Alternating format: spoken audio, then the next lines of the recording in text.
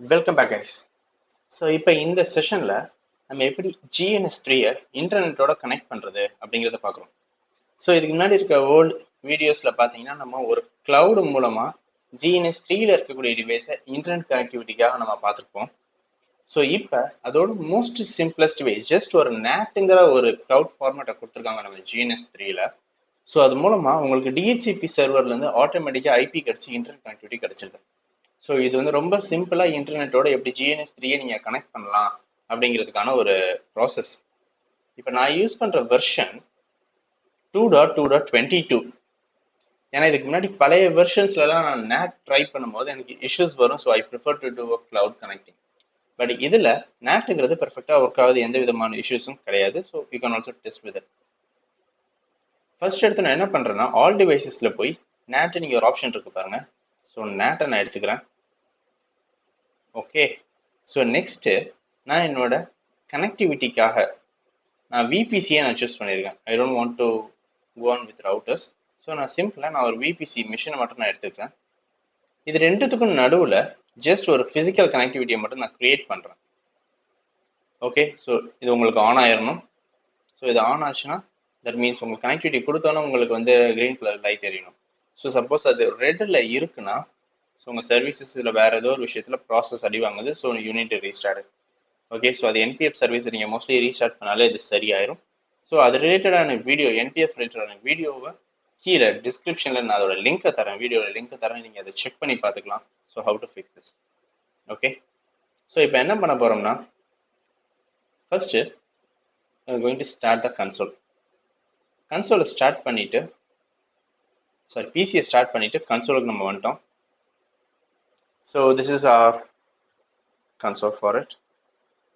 First IP என்ன இருக்கு டிவைஸ்ல நான் பார்க்குறேன். எனக்கு எந்த விதமான ஐபியும் கிடையாது. ஓகே, ஸோ நெக்ஸ்ட் விஷயம் என்ன பண்ணுறேன்னா ஐபி டிஹெச்சிபி மூலமாக எனக்கு ஐபியை ஃபெச் பண்ணி கொடு அப்படின்னு நான் சொல்கிறேன். ஏன்னா NATங்கிற ஒரு கிளவுட் மூலமாக இருக்கிறதுனால எனக்கு இதுக்குன்னு சொல்லி நான் ஸ்பெஷல் இன்டர்ஃபேஸ் எதுவும் பண்ணல. அதனால டிஃபால்ட்டாக எல்லாமே அதிலே வந்துடும்.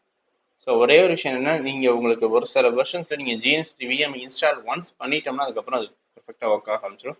சப்போஸ் உங்களுக்கு நீங்கள் இன்ஸ்டால் பண்ணலன்னா அதை நீங்கள் இன்ஸ்டால் பண்ணிவிட்டு ஒரு VMோட அடாப்டர் மூலமாக DHCP சர்வீஸ் ரன் ஆக ஆரம்பிச்சிடும். ஸோ அது மூலமாக உங்களுக்கு இன்டர்நெட் கனெக்டிவிட்டி இந்த ப்ராசஸ்.